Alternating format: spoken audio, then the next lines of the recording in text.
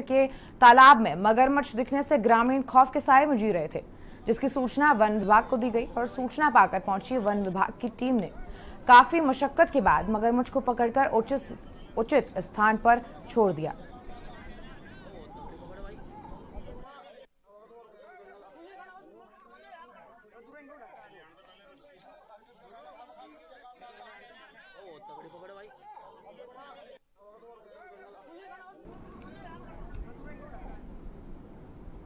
वैसे तो साईं बाबा के चमत्कारों की कई सारी कहानियां हैं, लेकिन चमत्कार का एक नजारा उत्तराखंड के बाजपुर में देखने को मिला है, जहां बारिश के बाद आई तबाही में 64 लोगों की जान चली गई। घर मकान जमींदोज हो गए, लेकिन नदी में बहकर आई साईं बाबा की मूर्ति कहीं से भी खंडित नहीं हो पाई। बाजपुर से आई इस खास रिपोर्ट को देखिए।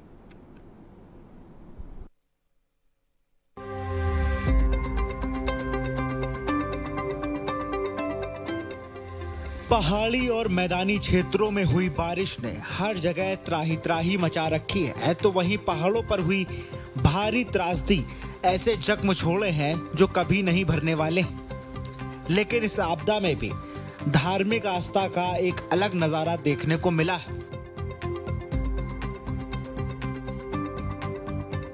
जहां पानी के बहाव में नदी में बहकर आई साईं बाबा की मूर्ति कहीं से भी खंडित नहीं हुई। साईं बाबा की मूर्ति को रेलवे के कर्मचारियों और साईं बाबा भक्तों ने नदी से निकाला और पूरे विधि विधान से पूजा की। बता दें कि 3 दिन की बारिश ने मैदानी क्षेत्रों के साथ साथ पहाड़ों पर भी तबाही लाने का काम किया। जहां बारिश ने पानी से कई मकान और सड़कें ध्वस्त हो गई, तो वहीं सुल्तानपुर पट्टी में आस्था का एक अलग नजारा देखने को मिला। पहाड़ों से पानी के तेज बहाव में नदी में बहकर आई साईं बाबा की मूर्ति को रेलवे कर्मचारियों ने देख लिया। साईं बाबा की विशाल मूर्ति की सूचना सुल्तानपुर पट्टी के लोगों को जैसे ही मिलती, वैसे ही दर्जनों की संख्या में साईं भक्त एकत्र हो गए। जहां रेलवे कर्मचारियों और साईं भक्तों ने मूर्ति को कड़ी मशक्कत के बाद नदी से निकाल लिया। मूर्ति निकलने के बाद धार्मिक आस्था का एहसास तब हुआ जब साईं बाबा की मूर्ति कहीं से भी खंडित नहीं दिखाई पड़ी। रेलवे कर्मचारी अमित भंडारी ने बताया कि ट्रैक पर कार्य करते हुए रेलवे कर्मचारियों ने मूर्ति को देखा, जिसे स्थानीय लोगों की मदद से नदी से बाहर निकालने का काम किया गया है। हमारे जो है रेलवे के स्टाफ के जो है हमारा जो है 2 बंदे जो है इसमें जो है दिन में जो है पेट्रोलिंग होती है, तो ये उस दौरान जो इनकी नज़र पड़ी इस पर और इन्होंने हमको फ़ोन किया कि इस तरीके की मूर्ति है, तो हम भी तुरंत जो है बाइक लेके यहाँ पर पहुँचे। और जो 2-3 दिन पहले जो ये पानी का जो बहाव जो बहुत बारिश हुई है ऊपर पहाड़ों से, लगता है कहीं मंदिर के जो है ये बह के यहाँ पे जो है पहुँची है, जिस वजह से क्या बोलते हैं ये यहाँ पे मिट्टी में दबी पड़ी है। और हमने निकालने का बहुत प्रयास किया है, जिसके बावजूद जो है ये नहीं निकली है। और यहाँ पे जो है काफ़ी लोग जो है भीड़ भी जो है यहाँ पे इकट्ठी धीरे धीरे हो। वहीं साईं भक्त लज्जा सैनी के मुताबिक जहां लोगों के घर पर पानी से तहस नहस हो गए, बड़ी संख्या में लोगों की जान गई है, लेकिन साईं बाबा की विशाल मूर्ति पानी के तेज बहाव में बहकर आने के बाद भी जरा भी खंडित नहीं हुई, तो जो चमत्कार एक जीता जागता उदाहरण है। ये जो आपदा आई है उसमें एक विशाल मूर्ति बह के आई है, जिसमें एक खरोच तक की नहीं है, कहीं से खंडित तक की नहीं हुई है। ये आस्था का ही प्रतीक है कि इतनी आपदा होने के बावजूद भी भारी यहाँ इतना नुकसान नहीं हुआ है, लोगों के सामान बहा है, मगर मूर्ति देखो आस्था के प्रतीक है कि इसमें एक खरोच तक की नहीं है और बिल्कुल सही है। उत्तराखंड के लोग भारी बारिश को कुदरत की आपदा कह रहे हैं, तो इसी आपदा के बीच कुदरत आस्था के रंग में भी दिख रही है। तबाही और बर्बादी के बीच आस्था की एक अपनी जगह है, जो आपदा में परमात्मा को याद करती है और आस्था साईं बाबा की मूर्ति पर जाकर रुकती है। के न्यूज के लिए बाजपुर से भूपेश चंद्रा की रिपोर्ट।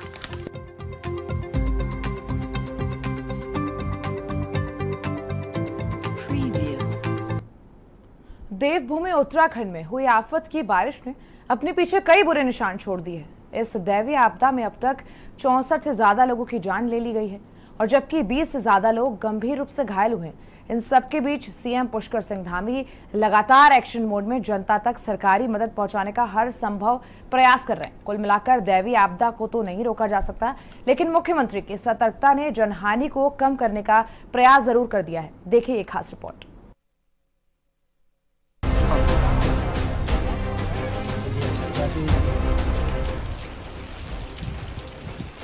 उत्तराखंड में आई 2 दिन की भारी बारिश से राज्य को भारी नुकसान हुआ है। हालात का अंदाजा आप इस बात से लगा सकते हैं कि अब तक 64 से ज्यादा लोगों की जान चली गई, 20 से ज्यादा गंभीर रूप से घायल हुए हैं। सीएम पुष्कर सिंह धामी लगातार एक्शन मोड में जनता तक सरकारी मदद पहुंचाने का हर संभव प्रयास कर रहे हैं। मुख्यमंत्री के ताबड़तोड़ एक्शन से सरकारी मशीनरी भी सतर्क है। सीएम धामी आपदा प्रभावित इलाकों का लगातार हवाई निरीक्षण कर रहे हैं। धामी सरकार ने मृतक आश्रितों को 4 लाख रुपए की आर्थिक सहायता देने का फैसला लिया है। इतना ही नहीं, मुख्यमंत्री पुष्कर सिंह धामी की कार्य करने की गंभीरता का आप अंदाजा इस बात से लगा सकते हैं कि जब खराब मौसम की वजह से उनका हेलीकॉप्टर लैंड नहीं कर पाया तो मुख्यमंत्री ट्रैक्टर पर ही सवार होकर पैदल ही स्थलीय निरीक्षण के लिए निकल पड़े। केंद्रीय गृह मंत्री अमित शाह ने भी उत्तराखंड आपदा प्रभावित इलाकों का हवाई निरीक्षण किया। मेरा सभी लोगों से अनुरोध है कि इस स्थिति में सभी को धैर्य बना के रखना है, सारे लोगों को संयम बरतना है और सरकार हर स्थिति में हर संभव सहायता करने के लिए तैयार है। माननीय प्रधानमंत्री जी ने भी पूरी तरह से यहाँ के लिए हर संभव सहायता का आश्वासन दिया है। उत्तराखंड राज्य में हुई आफत की बारिश से अभी तक राज्य को करीब 6000 करोड़ रुपए से ज्यादा के नुकसान का आकलन किया गया है। इसको लेकर राज्य सरकार ने सभी जिलाधिकारियों से उनके जिलों में हुए नुकसान की एक विस्तृत रिपोर्ट भी मांगी है और गृह मंत्री अमित शाह की अध्यक्षता में बैठक भी हुई, जिसमें गृह मंत्री अमित शाह ने सीएम धामी के प्रयासों की जमकर तारीफ भी की। और मैं कह सकता हूं कि पूरी सरकार 24 घंटे जो है अलर्ट मोड पे जनता के साथ खड़ी है। आपने देखा होगा कि कल हमने रुद्रपुर में जहां भी पानी आ गया था बस्ती में, वहां भोजन की व्यवस्था, लंगर की व्यवस्था, लोगों को कंबल देना, राशन देना, ये पूरी व्यवस्थाएं की हैं। जो लोग इस आपदा में चले गए, 4-4 लाख रुपए उनके परिवारों को भी जो है मुआवजा देने का हमने ऐलान कर दिया है। जहां दुधारू गाय है, किसी के बैल है, किसी का जो है बकरी, उनको भी 3000 से लेकर 30,000 रुपये का मुआवजा के लिए हमारे मुख्यमंत्री जी ने घोषणा कर दी। कुल मिलाकर प्राकृतिक आपदाओं को तो रोका नहीं जा सकता, लेकिन आपदा से होने वाले नुकसान को कम और प्रभावितों तक मदद तो पहुंचा ही जा सकती है, जिससे लोगों को कम से कम परेशानी हो। सीएम धामी के सामने आपदा से निपटने की बड़ी चुनौती है, लेकिन जिस तरह से मुख्यमंत्री ताबड़तोड़ दौरे और फैसले ले रहे हैं, उससे सरकारी मशीनरी भी सक्रिय हो गई है।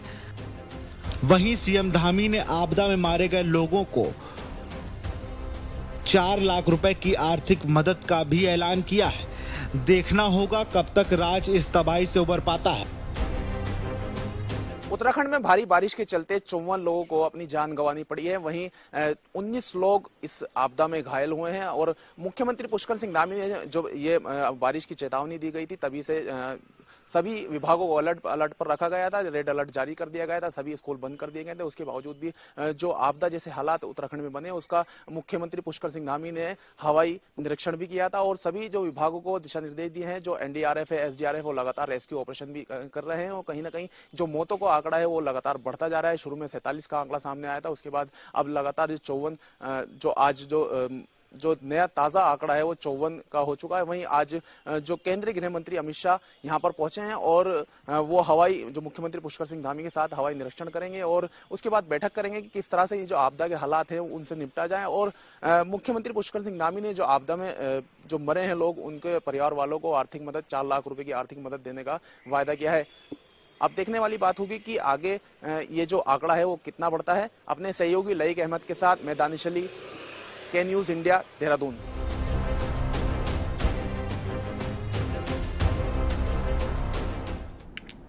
और यहां रुकेंगे एक छोटे से ब्रेक के लिए, जल्द लौटेंगे। आप देख रहे हैं के न्यूज, खबरों का सारथी।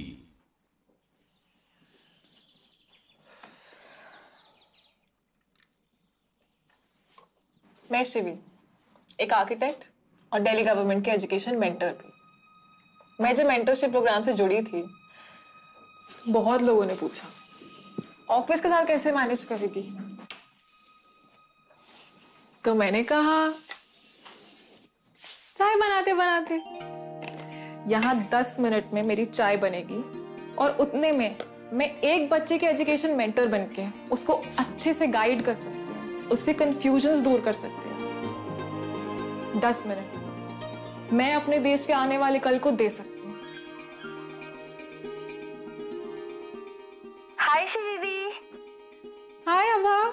आर्किटेक्ट बनने के लिए मुझे 10th के बाद कौन सी स्ट्रीम चूज करनी चाहिए? हाँ, 10th के बाद देखो। दिल्ली के सरकारी स्कूल तो शानदार हो गए, नतीजे भी बहुत अच्छे आने लगे हैं, पर अब इन बच्चों को बड़े भाई की जरूरत है, बड़ी बहन की जरूरत है, इन्हें आपकी जरूरत है। आप किसी बच्चे के मेंटर बनेंगे? बस रोज 10 मिनट एक बच्चे से आपको फोन पे बात करनी है, उसे गाइड करना है। याद रखिए, आप केवल एक बच्चे के भविष्य को नहीं संवार रहे, आप देश का भविष्य बना रहे हैं। दिल्ली गवर्नमेंट के मेंटरशिप इनिशिएटिव देश के मेंटर से जुड़ने के लिए 750004 पर मिस्ड कॉल दें।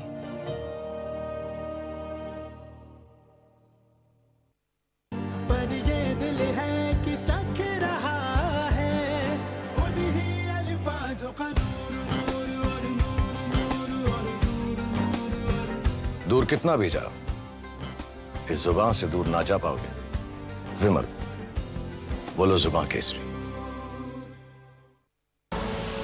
आप देख रहे हैं के न्यूज, खबरों का साथ। ब्रेक के बाद आपका स्वागत है। खबर नैनीताल से, जहां साल 1880 में भीमताल और आसपास के इलाके में पेयजल और सिंचाई के लिए ब्रिटिश काल में बना डैम अपनी 100 साल की मियाद पूरी करने के बाद बड़ा खतरा बन रहा है। नौबत यह है कि 132 साल पुराने हो चुके इस डैम की सुरक्षा दीवारें कमजोर हो रही हैं, जहां तहां पानी का रिसाव भी हो रहा है। इसके साथ ही आसपास के इलाके में रहने वालों के लिए खतरा भी बना हुआ है। समाज सेवी बताते हैं कि डैम की जर्जर हालत और रिसाव को लेकर सिंचाई विभाग, प्रशासन और राज्य सरकार को कई बार पत्र लिखकर मरम्मत की गुजारिश की गई है, लेकिन कोई खास कार्रवाई नहीं हुई। जबकि साल 2012-13 में भीमताल और डैम की मरम्मत के लिए साल 2012 में सिंचाई विभाग ने प्रदेश सरकार ने डैम की मरम्मत के लिए 14 करोड़ 45 लाख का प्रस्ताव केंद्र को भेजा और सरकार ने 14 करोड़ 54 लाख की डीपीआर की मंजूरी भी की थी। हम बात कर रहे हैं ब्रिटिश कालीन निर्मित भीमताल डैम की, जिसको सन 1888 में अंग्रेज सरकार ने बनाया था। आज लगभग इसको 132 वर्ष हो गए हैं। डैम में छोटी बड़ी दरारें पड़ी हुई है, कई जगह उनसे जल रिसाव होता है और इस डैम के समीप ही एक 25 परिवार की बस्ती है। इन परिवारों को 25 परिवारों को हर साल बरसात में भयंकर जलतराही से दुष्परिणाम भोगने पड़ते हैं और इन्हें खतरा उत्पन्न रहता है। इनके लिए अभी तक प्रशासन की ओर से कोई विस्थापन के लिए कार्य नहीं हुआ है, जबकि पिछले एक दशक से लोग विस्थापन की मांग कर रहे हैं। साथ ही मैं अवगत कराना चाहता हूं कि मैंने आज से 2 साल पूर्व भारत के प्रधानमंत्री माननीय मोदी जी को इस डैम संबंधी मांग और इसकी सुरक्षा के लिए पत्र भेजा था। खबर उत्तरकाशी से, जहां कांग्रेस छोड़ बीजेपी में शामिल होने पर पहली बार विधायक राजकुमार पुरोला विधानसभा भवन पर पहुंचे। विधानसभा पुरोला के डामटा, बनेरगाड़ और नौगांव में बीजेपी कार्यकर्ताओं ने उनका फूल मालाओं और ढोल-बाजे के साथ जोरदार स्वागत किया। इस मौके पर पवन नोटियाल, उपेंद्र असवाल, राजेंद्र गौरेला, राजपाल कंवर, जगमोहन पवार, ब्रजमोहन चौहान जैसे पदाधिकारियों और कार्यकर्ताओं ने उनका भव्य स्वागत भी किया। चाहे वो ऑस्ट्रेलिया में है, चाहे लंदन में है, चाहे डामटा का स्कूल हो, चाहे धारी कलोगी का स्कूल हो, चाहे नौगांव का, क्या नहीं किया। और जो बचा हुआ है वो 2 महीने बचे हुए, उसी के साथ गढ़ूगाड़ का, टिकोची का, नेटवार का, इसी तरीके से आपने रुपया दिया। लक्सर में 15 अक्टूबर तक की निर्धारित अवधि में सड़कों को गड्ढा मुक्त न किए जाने की न्यूज ने खबर पर जिलाधिकारी ने संज्ञान लिया है। उन्होंने नाराजगी जताते हुए सभी विभागों को 30 अक्टूबर तक गड्ढे भरने के साथ ही इसकी रिपोर्ट देने के लिए भी कहा है और ऐसा ना करने वाले विभाग पर कार्रवाई की बात भी डीएम ने कही है। पिछले महीने डीएम ने जिले भर की सड़कों को 15 अक्टूबर से पहले गड्ढा मुक्त करने को लेकर सभी चारों तहसील के एसडीएम की बैठक भी ली थी। इसके बाद लक्सर एसडीएम ने 26 सितंबर में लोक निर्माण, समाज कल्याण, ग्राम्य विकास और जिला पंचायत, राष्ट्रीय राजमार्ग और ग्रामीण निर्माण विभाग की बैठक को लेकर 15 अक्टूबर तक सड़कों के गड्ढे भरने के निर्देश भी दिए थे। लेकिन निर्धारित अवधि बीतने के बाद भी लक्सर क्षेत्र में सड़कों की हालत जस की तस है। डीएम विनय शंकर पांडे ने इस खबर पर संज्ञान लिया है और 30 अक्टूबर तक सारे संबंधित विभाग अपनी रिपोर्ट जिला प्रशासन को देंगे।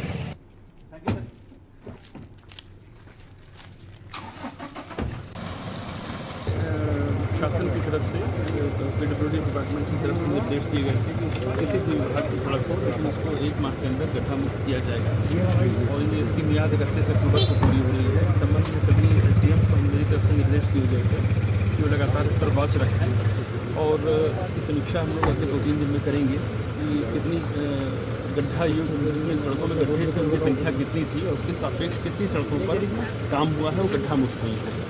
और 1-2 दिन में इसकी समीक्षा करने के बाद यदि जो सड़कें बची हुई हैं तो उनको भी युद्ध स्तर पर 31 अक्टूबर तक गड्ढा मुक्त करने का प्रयास किया जाए।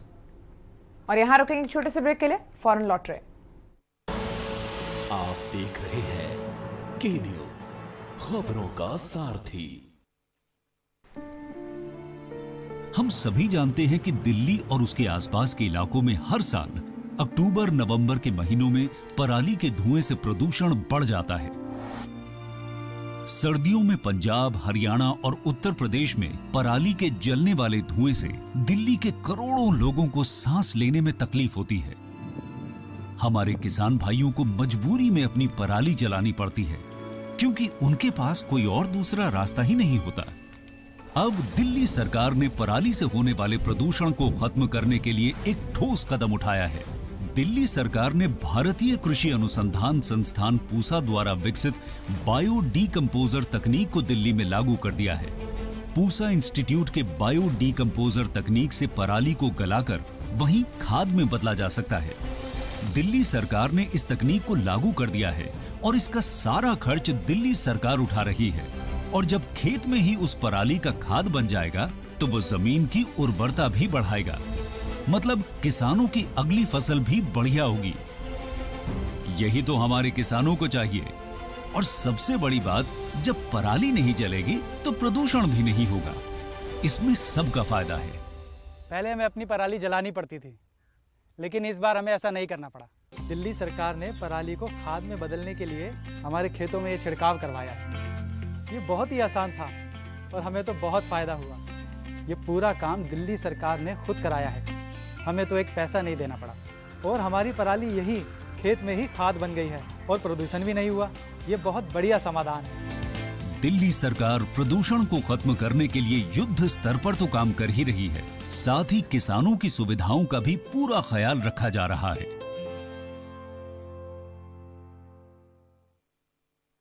खुदी को आजमाया है तो ये अंदाज आया है, खुदी को आजमाया है तो ये अंदाज आया है। तुम में भी मैं हूं, शुद्ध प्लस पान मसाला।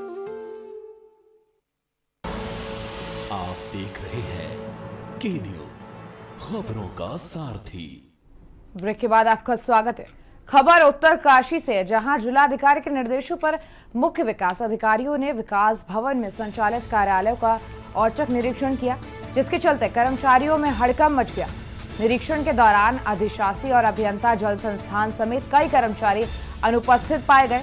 इसके साथ ही एसडीएम ने भी तहसील भटवाड़ी का निरीक्षण किया, जिसमें खंड विकास अधिकारी कार्यालय में 7 कर्मचारी अनुपस्थित मिले। सभी की वेतन रोकने की संस्तुति करके कारण बताओ नोटिस भी जारी कर दिया गया है।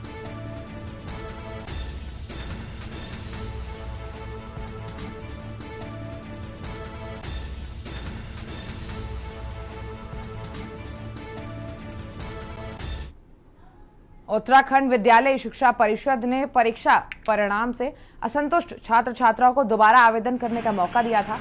11 विद्यार्थियों ने दोबारा परीक्षा देने के लिए आवेदन दिया था, जिसमें से 10वीं के 5 विद्यार्थी हैं और 12वीं के 6 विद्यार्थी शामिल थे। इनमें से 3 विद्यार्थियों ने परीक्षा देने के लिए आवेदन वापस ले लिया है। वहीं अब कुल मिलाकर 8 विद्यार्थी परीक्षा देंगे। इनकी परीक्षा 22 से 28 अक्टूबर तक चलेगी, जिसमें 3 विद्यार्थी हाई स्कूल के हैं और 5 विद्यार्थी इंटरमीडिएट के हैं जो परीक्षा देंगे।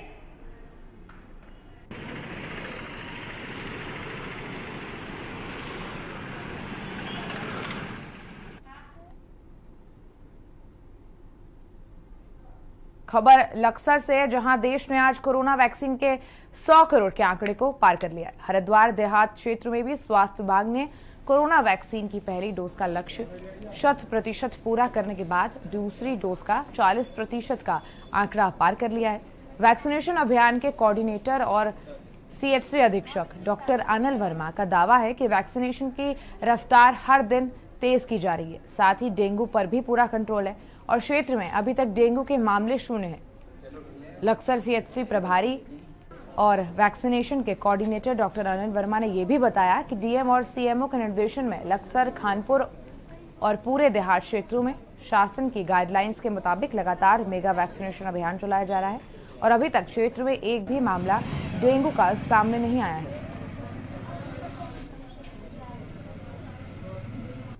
अभी कोविड में डीएम सर के साथ साथ सीडीओ सर विशेष मॉनिटरिंग कर रहे हैं सीएमओ सर के साथ में। जो सेकंड डोज है हमारी, कोई भी आदमी फर्स्ट डोज से अलावा हमारा कोई नहीं रह गया। अगर कोई भी इक्का दुक्का कोई भी है जो बाहर शिफ्ट हो चुके, जो माइग्रेट हो चुके या यहाँ से जा चुके, उनको भी हम लोग देख रहे हैं। पहले हमारे हॉस्पिटल में जो भी आ रहा है पहले उसका कार्ड देखा जाता है या उसको टीकाकरण हुआ नहीं हुआ, अदरवाइज हमारे यहाँ टीकाकरण का कार्य चल रहा है। दूसरा कि सेकंड डोज पे विशेष है फोकस कि सेकंड डोज लगवाई जाए। अब तक हमारी 46,000 के लगभग हमारी सेकंड डोज लग चुकी है 122 के अगेंस्ट, 1,22,000 के अगेंस्ट। डेंगू हमारा अब कोई केस नहीं आया, लेकिन फिर भी लोग मॉनिटरिंग कर रहे हैं कि घर घर जाकर के उनको समझा रहे हैं। खेतों में हाथी की दस्तक आम हो चुकी है, तो अब जंगल से रिहायशी इलाकों में हाथी दस्तक देने लगे। ऋषिकेश के आईटीपीएल सिटी गेट हरिद्वार मार्ग पर शाम ढलते ही हाथी ने उस वक्त दस्तक दे दी जब वाल्मीकि जयंती पर शोभा यात्रा निकाली जा रही थी। हाथी के अचानक सड़क पर आने से लोगों में अफरा तफरी मच गई, तो कुछ लोग हाथी को देखकर उसके पीछे दौड़ने लगे, मानो ये कोई खेल हो रहा हो। एक वीडियो वायरल हो रहा है। ये घटना बीती रात की।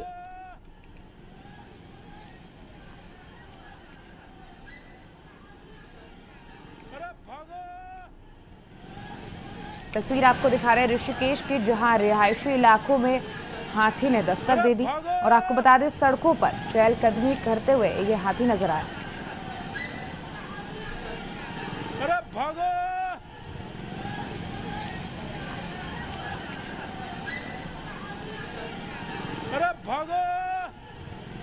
तस्वीर आपको दिखा रहे हैं ऋषिकेश के एक रिहायशी इलाके की है।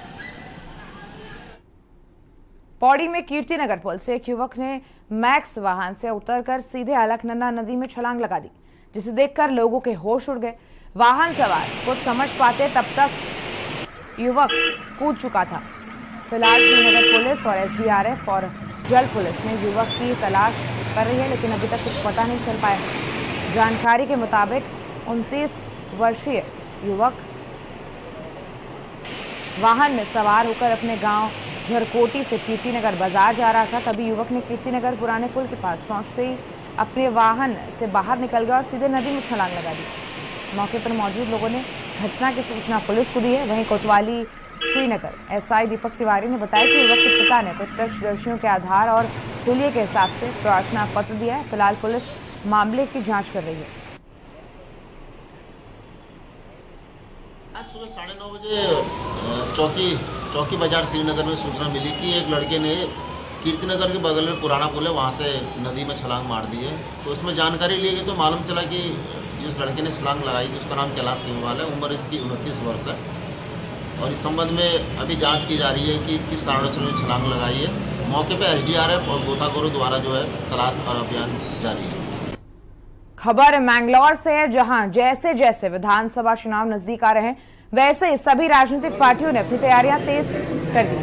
वहीं उत्तराखंड में भाजपा, कांग्रेस, आम आदमी पार्टी, AIMIM और आजाद समाज पार्टी के बाद लोक जनशक्ति पार्टी ने भी अपनी ताल ठोक दी है। लोजपा ने मंगलौर के शफी एडवोकेट को प्रदेश अध्यक्ष की जिम्मेदारी दी और प्रेस कॉन्फ्रेंस के दौरान शफी एडवोकेट ने बताया कि पार्टी ने उन्हें प्रदेश अध्यक्ष की जिम्मेदारी दी।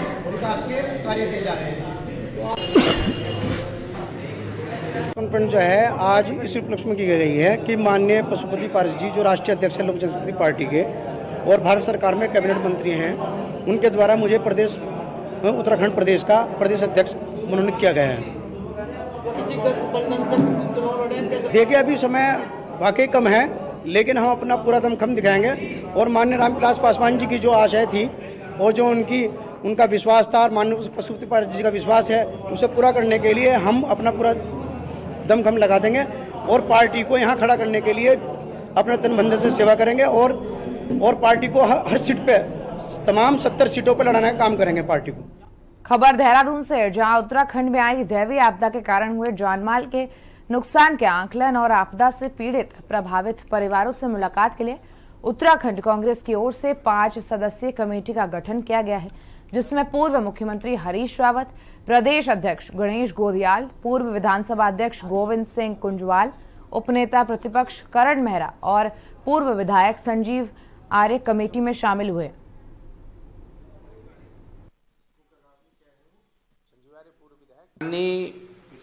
प्रदेश अध्यक्ष आदरणीय गणेश गोदियाल जी ने आपदाग्रस्त क्षेत्रों का दौरा करने के लिए और उनका मुआयना और आकलन करने के लिए प्रदेश कांग्रेस कमेटी की तरफ से एक कमेटी बनाई है। उस कमेटी में माननीय हरीश रावत जी हैं, हमारे पूर्व मुख्यमंत्री जी, और अध्यक्ष जी स्वयं हैं आदरणीय श्री गणेश गोदियाल जी, पूर्व विधानसभा अध्यक्ष गोविंद सिंह कुंजवाल जी हैं, विधानसभा में उपनेता प्रतिपक्ष करण मेहरा जी और पूर्व विधायक संजीव आर्य जी हैं। 5 आदमी की कमेटी बनी है जो 3 दिन तक लगातार क्षेत्र का दौरा करेगी और जहां जहां आपदाग्रस्त जो क्षेत्र है वहां जाकर लोगों से मिलेगी। नैनीताल के बेताल घाट क्षेत्र में सेठी धारकोट कोसी नदी में बीते दिनों बरसात के बाद पानी का बहाव घटने के बाद आज कोसी नदी के बीच एक अज्ञात शव मिलने से हड़कंप मच गया, जिसकी सूचना स्थानीय लोगों ने राजस्व निरीक्षक बेताल घाट को दी और सूचना पर थाना बेताल घाट से थाना के अध्यक्ष पहुंचकर फोर्स के साथ नदी पर पहुंचे और नदी के बीच में टापू पर पड़े शव को स्थानीय लोगों की मदद से मलबे से निकालकर रेस्क्यू किया। शव का आधा हिस्सा कमर से ऊपर का था और नदी के तेज बहाव में क्षत विक्षत होने से शव का चेहरा पहचान में नहीं आ रहा है और राजस्व निरीक्षक बेताल घाट द्वारा शव का पंचनामा भरकर शिनाख्त के लिए सामुदायिक स्वास्थ्य केंद्र बेताल घाट रख दिया गया है।